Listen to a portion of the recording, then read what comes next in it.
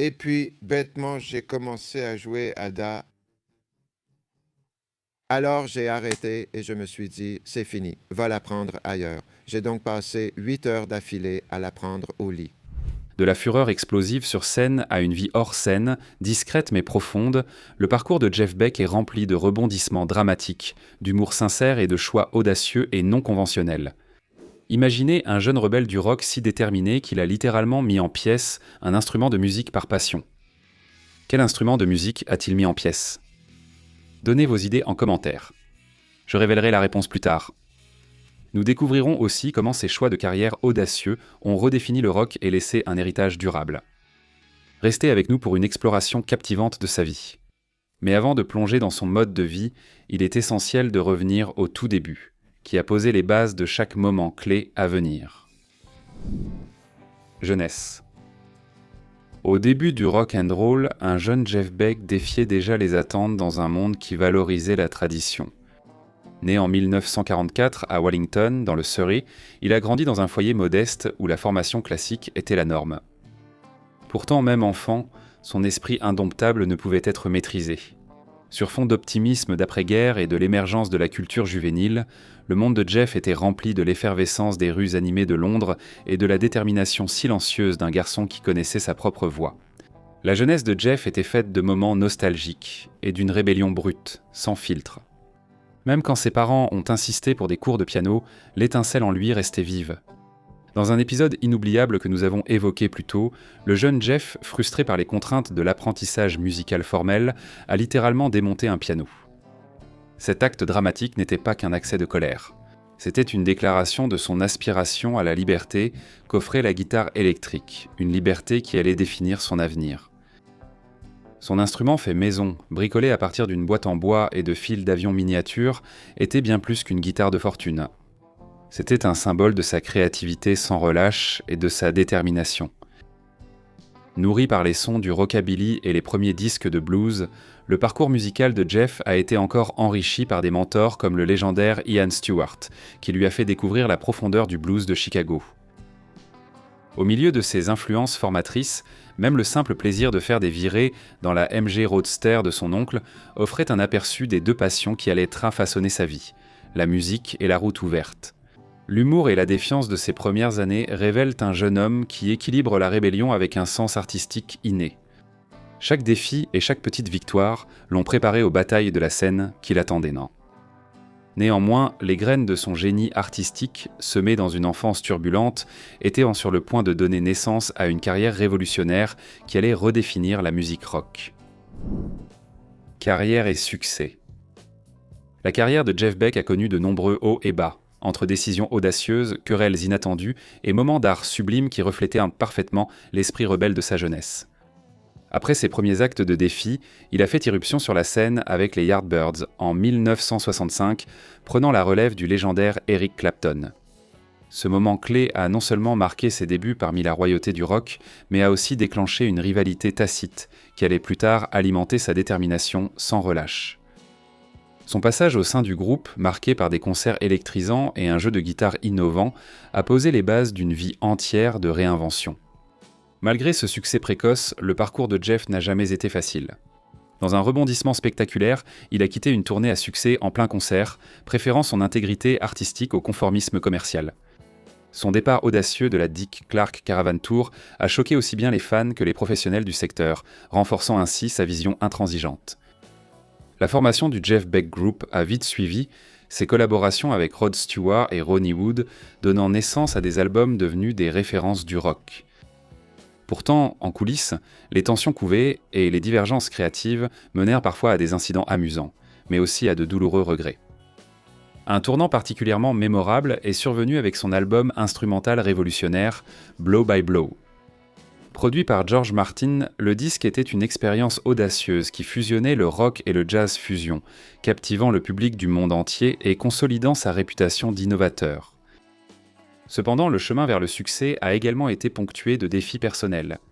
Un grave accident de voiture en 1970 et une lutte constante contre le perfectionnisme ont mis en évidence sa vulnérabilité et les sacrifices exigés par son art. Chaque étape importante était étroitement liée à la flamme rebelle de ses débuts. Chaque querelle, chaque choix audacieux dans sa carrière reflétait ce garçon intrépide qui avait un jour démonté un piano pour réclamer sa propre voix musicale. Bien que les conséquences financières de ses choix artistiques soient devenues de plus en plus évidentes, cela a préparé le terrain pour une exploration fascinante de ses revenus et de sa fortune. Revenus et fortune. Le parcours financier de Jeff Beck reflétait sa trajectoire artistique sans compromis. Au moment de son décès, sa fortune était estimée entre 18 millions de dollars et 25 millions de dollars, un chiffre reflétant les hauts et les bas d'une carrière guidée davantage par la passion que par l'ambition commerciale. Ses revenus provenaient en grande partie d'albums certifiés platine comme Blow by Blow, de recettes importantes issues de tournées et de collaborations lucratives avec des légendes du rock. Pourtant, son choix délibéré d'éviter les succès grand public a fait qu'il y a eu des périodes, notamment dans les années 90 où il a reconnu ne pas beaucoup travailler, qui ont entraîné des difficultés financières, le forçant même à partir en tournée avec Santana pour joindre les deux bouts. Des litiges sur des instruments perdus et des contrats de disques atypiques ont aussi marqué son parcours financier. Néanmoins, l'interaction entre sa richesse et ses choix de vie dresse le portrait saisissant d'un homme qui a investi ses gains dans des passions au-delà de la musique, ouvrant la voie à une exploration plus approfondie de son mode de vie personnel. Aperçu de son mode de vie. Le mode de vie de Jeff Beck était aussi multiforme que sa musique révolutionnaire, révélant un homme dont les passions allaient bien au-delà de la scène. Loin du grondement des amplis et de l'éclat des projecteurs, il menait une vie paisible mais animée, marquée par des passe-temps manuels, un engagement profond envers l'intégrité personnelle et des particularités surprenantes, parfois même pleines d'humour. Son amour pour les voitures de collection était légendaire. Beck ne se contentait pas de collectionner des véhicules anciens, il tirait une immense fierté à les restaurer lui-même. Son garage était un sanctuaire où l'odeur de l'huile moteur se mêlait au son des vieux disques de rock and roll, créant une atmosphère à la fois thérapeutique et inspirante. Travailler sur une Ford Deuce, coupe de 1932, ou une Chevrolet Corvette Stingray de 1963. Il trouvait du réconfort dans le processus minutieux de redonner vie à ses trésors automobiles. Un processus qui était autant une retraite méditative qu'une passion dévorante. Cette dévotion pour les voitures classiques était liée à un mode de vie plus large, fait d'autonomie et d'élégance discrète. Malgré l'image glamour d'une star du rock, Beck fuyait les excès habituellement associés à la célébrité. Il préférait le confort de sa maison de campagne, un domaine ancestral dans le Sussex de l'Est où il profitait d'une certaine tranquillité. Il suivait une routine qui alliait travail créatif et plaisir simple. De longues heures dans son atelier, des soirées tranquilles à écouter des disques de blues et de rock classiques, et parfois des plaisanteries avec des amis proches sur les bizarreries de la vie. C'est dans ce cadre intime qu'il a cultivé ses talents moins connus, comme le réglage précis des moteurs avec la même précision qu'il apportait à ses solos de guitare. Au-delà de ses activités techniques et mécaniques, Jeff était profondément engagé dans des actions philanthropiques, en particulier dans le domaine du bien-être animal. Bien avant que l'activisme des célébrités ne soit courant, Jeff avait choisi le végétarisme, par compassion, soutenant aussi les associations de sauvetage de la faune. Sa maison était un refuge pour lui, et de nombreux animaux recueillis, des chiens, des chats et parfois une créature sauvage blessée nécessitant soin. Cet engagement à prendre soin de la vie reflétait sa conviction que la véritable grandeur réside dans les actes de bonté, discrets accomplis loin des regards du public. Bien que sa vie personnelle ait été en grande partie ancrée dans la routine et le soin de soi, les moments hors scène de Beck n'étaient pas dépourvus d'humour, ni de rebondissements inattendus. Il a notamment abandonné l'utilisation des Mediator, une décision née d'une nécessité plutôt comique lors de ses performances sur scène, où son habitude de boire lui faisait tomber les Mediator. Sa solution, jouée uniquement avec le bout des doigts, est devenue une caractéristique déterminante de son style, rappelant subtilement que même dans les moments de vulnérabilité, son ingéniosité transparaissait. Ces moments plus légers, ancrés dans la réalité quotidienne d'une légende du rock, ajoutèrent une dimension d'accessibilité à sa personnalité, prouvant que même les figures les plus vénérées ont leurs excentricités. Jeff entretenait aussi un lien profond avec ses racines. Malgré sa renommée internationale, il est resté farouchement fidèle à ses débuts modestes. Ces jours de repos étaient dédiés à la réflexion silencieuse ou passés avec sa famille et ses amis proches, équilibrant ainsi une carrière très en vue et la tranquillité domestique. Cette harmonie entre l'éclat public et la simplicité privée était au cœur de sa transformation personnelle. Un parcours allant de l'énergie rebelle et brute de sa jeunesse à un artiste mûr et réfléchi qui chérissait chaque instant de son existence.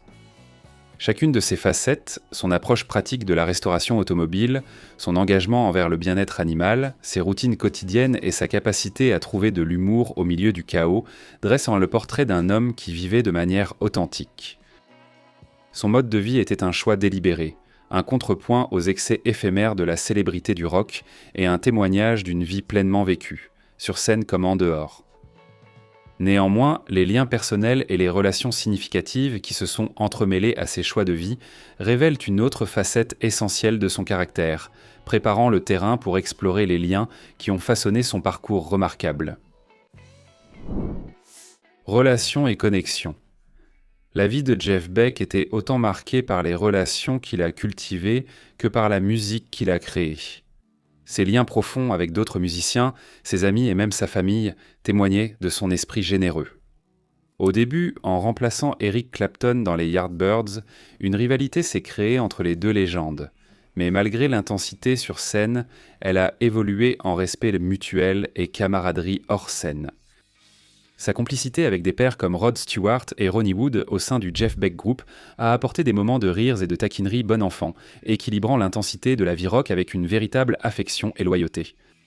Tout aussi mémorable fut son lien avec de jeunes talents comme Tal Wilkenfeld, qu'il a encadré avec un mélange de conseils fermes et d'encouragements chaleureux.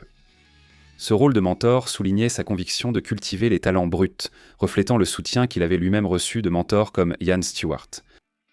Dans le domaine des relations personnelles, un moment emblématique reste gravé dans les mémoires.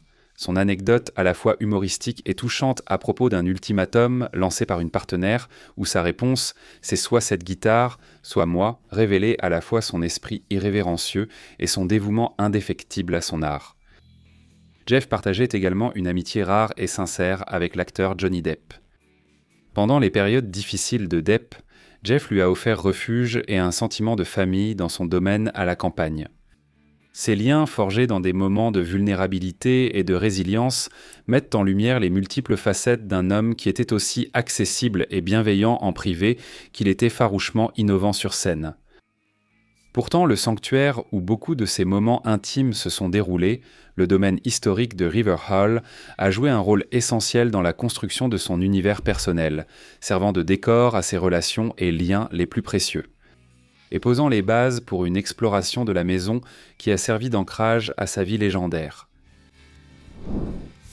Immobilier, le portefeuille d'immobilier de Jeff Beck reflétait sa double identité, à la fois rockstar intransigeante et homme de famille terre-à-terre. Sa propriété la plus notable était River Hall, un domaine historique classé grade 2 près de Waters, dans le Sussex de l'Est. Acquis à l'été 1975, ce manoir du XVIe siècle est devenu son sanctuaire, un lieu où il pouvait se retirer du rythme effréné du monde de la musique. Entre ses murs, Jeff a transformé le domaine en un havre personnel, comprenant un studio à domicile, un atelier pour ses activités mécaniques et suffisamment d'espace pour s'occuper des animaux recueillis. L'ambiance paisible de River Hall lui offrait non seulement une solitude créative, mais elle est aussi devenue un symbole de son engagement envers une vie vécue à sa manière. En plus de River Hall, Jeff possédait des résidences modestes qui reflétaient sa nature terre-à-terre, chaque propriété témoignant de son goût pour le charme intemporel plutôt que pour le luxe éphémère. Son choix de vivre dans des maisons riches en histoire et d'une grande importance architecturale soulignait sa conviction de préserver le passé tout en forgeant son propre héritage unique. Ces propriétés n'étaient pas de simples investissements, mais le prolongement de son histoire, étroitement lié à son parcours artistique et à son engagement pour l'authenticité. Bien que ces demeures majestueuses témoignaient de ses goûts personnels raffinés et de ses valeurs durables, elles étaient complétées par une autre passion tout aussi précieuse qui définissait sa vie en dehors de la scène, son amour inégalé pour les véhicules de collection. Véhicules et voitures. La passion de Jeff Beck pour les véhicules était une extension naturelle de son approche pragmatique et directe de la vie. Son amour pour les voitures classiques était légendaire. Il ne se contentait pas de les collectionner, il les restaurait avec une minutie qui reflétait son engagement à perfectionner chaque note sur sa guitare. Du mythique Ford 2 coupé de 32 à la Chevrolet Corvette Stingray de 63, chaque voiture était bien plus qu'une simple machine. C'était un témoignage de son appréciation pour le design intemporel et la performance brute. Il passait d'innombrables heures dans son garage à insuffler la même énergie qu'il mettait dans sa musique à chaque boulon et pièce de moteur. À sa passion pour l'automobile s'ajoutait une profonde affection pour les motos. Jeff profitait de la liberté à moto, parcourant souvent les routes sur sa Harley-Davidson avec un sentiment de libération rare.